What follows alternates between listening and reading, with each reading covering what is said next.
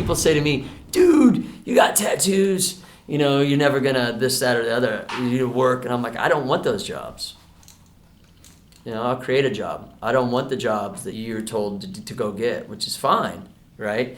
But I'm not the slightest bit discouraged about ever making it in my life because I'm tattooed, because I don't want those kind of jobs that you think are great.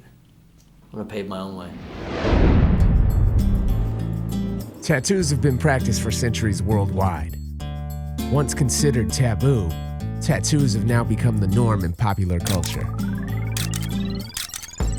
According to a Harris poll, over 14% of the population is marked up.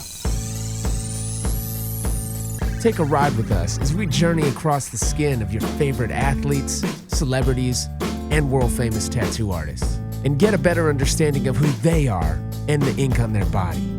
This is Marked Up.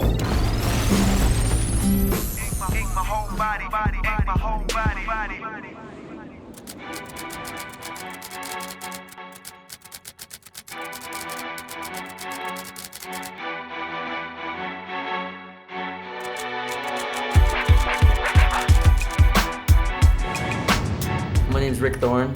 I'm a pro BMXer. Well, the first time I saw a tattoo was my grandfather, and he was my role model. And he was like hair slicked to the side, wife beater. He had a couple tattoos on his forearm, a couple on his chest. But he wasn't like an outlaw or anything. It was just him, you know, it was his style. And I identified more with that crowd. I remember specifically my mom was driving down the street and I had my arm out the window and I was riding on my arm as a kid. And I was 6, 7 years old or something, you know, because I looked up to him and I respected him. So I thought, like, you know, I wanted to be like him. Well, the first tattoo I got was these thorn vines right here, or on my arm. At the time I saw people with barbed wire. I thought it was cool, and I thought it'd be cool to have thorn vines around since my last name's Thorne. They say tattoos are addictive, but it becomes more of an expression to you. So for me, when I got my first one, I felt like my grandfather a little bit, you know, because I'd wanted a tattoo since I was a kid. And so I finally just had the balls to go for it. But the first one I was gonna get was, and gosh, I'm glad I didn't get it, was the Life's a Beach dude. Remember that dude? It said, "Fear me." And I was like, thank God I didn't get that one, dude.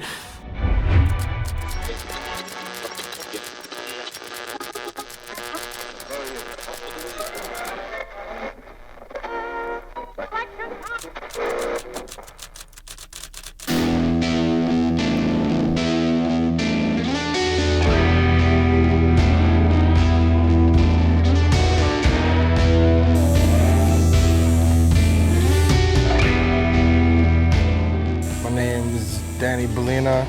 People really kind of know me by Tattoo Danny. I've tattooed probably more celebrities than any single tattoo artist in the world. I've tattooed 50 rappers and like 50 NBA, 50 NFL, 50 NHL. The celebrity list is a real snowball. You want to keep it humble and you gotta be on top of your game, you know. They're coming to you for a process, a serious, important thing, a tattoo. This is all an expression to me. Parts of my life, reminders, positive quotes, biblical quotes, things in my life, my children, places I want to go after I die, you know. I get judged, yeah, totally.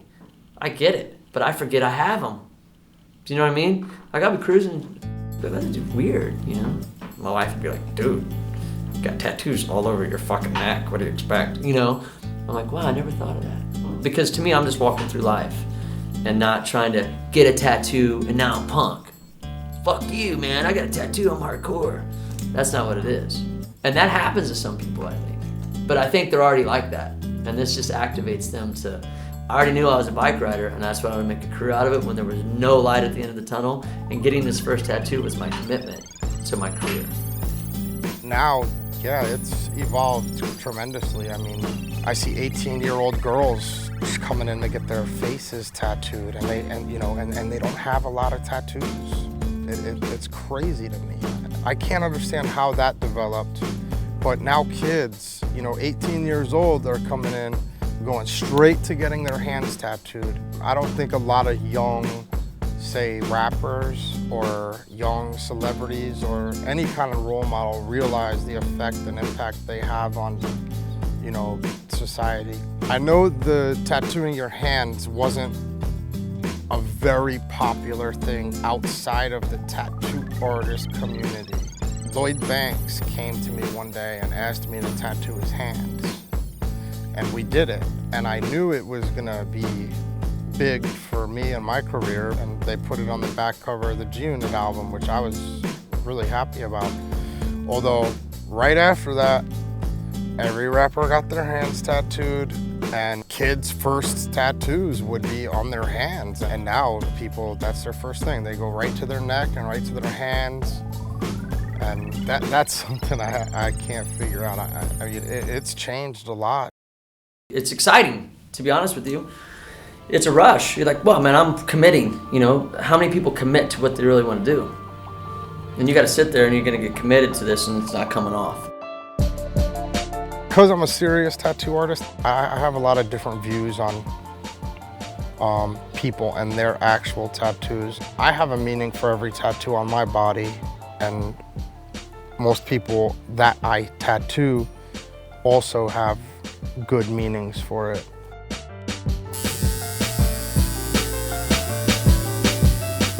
Well, I have here on my wrist, don't worry, trust God, which pretty much says it all. And here I got never give up and never give in.